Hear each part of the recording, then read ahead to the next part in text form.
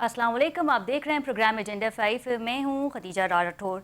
Donald Trump का बड़ा दावा सामने आया है। कहा कि हम सही लोगों से मुज़ाकरात कर रहे हैं। इस वक्त ईरान की जो मौजूदा क़यादत है वो हमसे राब्ते में है। इसे रिजीम चेंज कहा जा सकता है। तेहरान समझदारी से बात कर रहा है, एटमी हथियारों को छोड़ने पर रजामंद है। हमें ईरान की जानिब से अहम और कीमती तोहफा मिला है। इसे न्यूक्लियर की शक्ल में नहीं कहा जा सकता, बल्कि ऑयल और गैस की सूरत में हमें ये तोहफा मिला है और आज मौसूल भी हो गया है। जबकि ईरान की जानिब से वाज़ेह कहा गया है कि हम जैसे लोग इन जैसे लोगों से मुज़ाकरात नहीं कर सकते। ईरान की जानिब से इस मुज़ाकरात की तरदीद कर दी गई है। इससे पहले भी पाकिस्तान ने सालसी का कहा था और हमने देखा था मिस्र तुर्की ने भी जो है इस हवाले से बात की थी कि वो मेडिएशन करवा सकते हैं ईरान और अमेरिका के दरमियान। और अब ये खबर सामने आई है कि ईरान के सरकारी मीडिया ने इस बात का दावा किया है कि ईरान जो है वो मुज़ाकरात को मुस्तरद करता है। अब नए उर्मस के हवाले से भी ये बात हुई थी कि मिलके इसे देखा जाएगा। डोनाल्ड ट्रंप की तजवीज़ थी जिसे अब डिनाई कर दिया गया है ईरान की जानिब से। और कल रात भी हमने देखा कि ईरान ने तल अबीब पे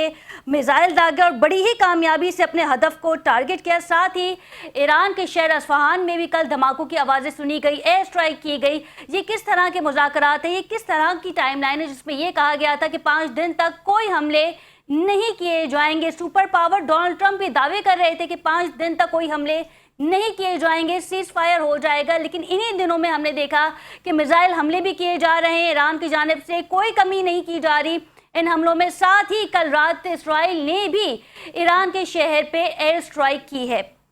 बात की जाए कुवैत के एयरपोर्ट के हवाले से भी, तो ईरान ने कुवैत के एयरपोर्ट पे जो है वो हमले भी किए हैं।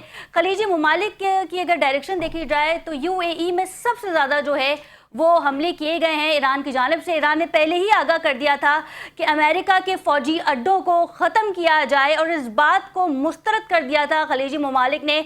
और अब ये बातें भी ज़ेर गौर हुए, ज़ेर बहस हैं कि अमेरिका के जो दस्ते हैं और इक्विपमेंट जो हैं वो मज़ीद बढ़ा दिए जाएंगे आने वाले वक्त में। यानी कि खलीजी ममालिक में अगर अड्डों की ख़त्म करने की बात की जाए तो वो मुमकिन नहीं है, बल्कि मज़ीद इक्विपमेंट जो है वो इसे तैनात कर दिए जाएंगे। इस पर